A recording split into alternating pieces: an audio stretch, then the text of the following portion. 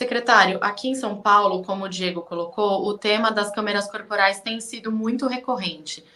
A gente acompanhou também a divulgação da portaria do Ministério da Justiça e eu gostaria de saber do senhor. O governador de São Paulo, Tarcísio, disse que o edital aqui de São Paulo não descumpre a portaria do Ministério da Justiça.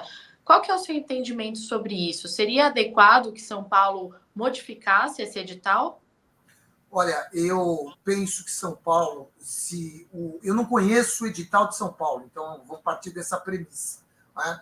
Mas, ao que sei, ao que me foi dito pelo governador e pelo secretário de Segurança Pública, este edital está ou estará de acordo com as regras do Ministério da Justiça. De maneira que a nossa expectativa é que São Paulo seja um dos estados que devem aderir ao projeto aqui, à portaria do Ministério, notadamente aquelas regras impostas na portaria, em especial a mais importante, que é a do artigo 8º, que traz pelo menos 16 situações em que as câmeras têm que necessariamente estar acionadas, ou seja, praticamente a gente tem aí regulamentada as situações em que as câmeras necessariamente têm que estar acionadas para aqueles que optarem pelo acionamento remoto ou mesmo pelo acionamento pelo próprio policial. Então, a nossa expectativa é que haja adesão do Estado de São Paulo, nesse sentido, o que eu tenho tido de conversa.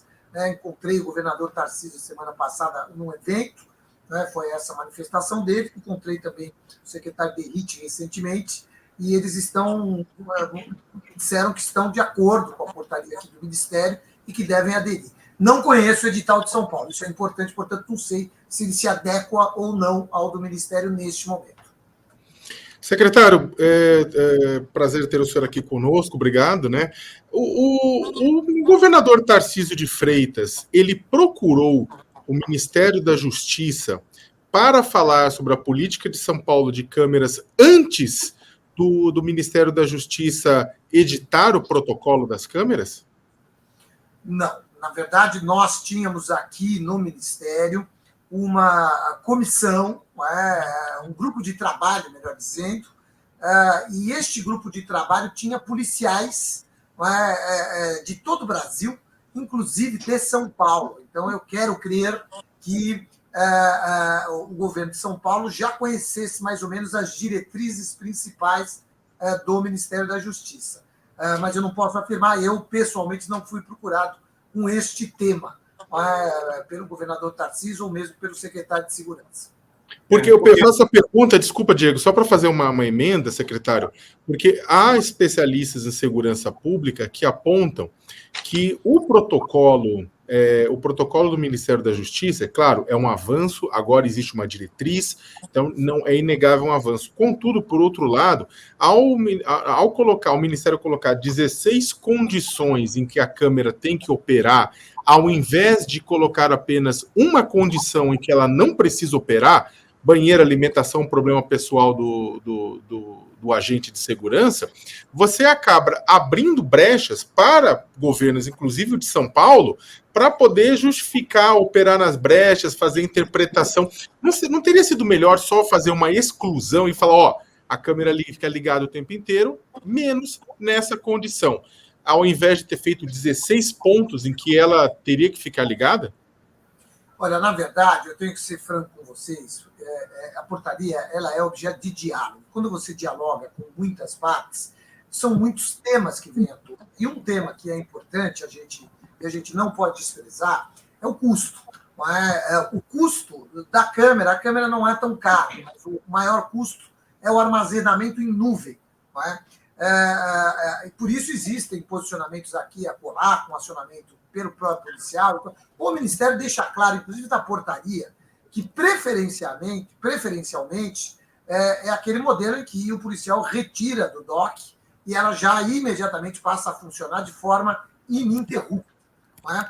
De todo modo, o grupo de trabalho acabou construindo todas, e essas 16 situações, elas abrangem toda a atividade policial, e a gente acredita que com isso a gente conseguiu, de fato, estabelecer um parâmetro que possa respeitar a autonomia dos estados. A gente sabe que o Brasil tem estados das várias matizes políticas, ideológicas e tudo mais, e a ideia é que a gente dê um passo que possa ser significativo, uma mudança de cultura, na verdade, que possa deixar claro, como eu disse outro dia num debate aqui, um governador ficou inclusive bravo, né?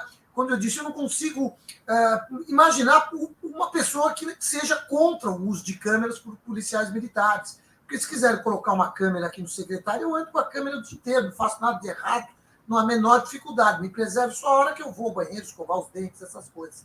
Então, é isso. Né? A ideia é que a gente possa dar um passo, esse passo eu tenho certeza, a gente tem convicção que será um passo muito positivo. A nossa expectativa, eu repito, é que muitos estados devam aderir à portaria do Ministério, o Ministério vai financiar câmeras, né? E o Brasil vai mudar, nós vamos ter uma segurança pública muito mais eficiente e republicana, nós temos que diminuir letalidade policial, porque as pessoas que estão morrendo nem sempre são os criminosos, e mesmo que sejam criminosos, não é dado a ninguém o direito de tirar a vida dos outros, nem mesmo ao policial. Então, a gente só pode imaginar a morte de alguém nesse tipo de operação se for dentro dos limites da lei, na legítima defesa, aquela coisa toda que todos conhecem. Então é isso, demos o primeiro passo e demos um passo que entendemos será significativo. Secretário, eu gostaria só de voltar num ponto sobre câmeras corporais da polícia, porque acho que ainda ficaram algumas dúvidas. Em relação ao edital aqui de São Paulo, como a gente estava conversando, eu conversei com alguns especialistas em segurança pública que apontaram pontos que o edital precariza o controle da atividade policial e a própria segurança, né? O senhor também mencionou que outros estados estão seguindo esse modelo de adotar as câmeras corporais para os agentes de segurança. O que eu queria saber é se o senhor considera que São Paulo é um exemplo negativo, dadas essas divergências, para o restante dos estados do país no que diz respeito às câmeras corporais.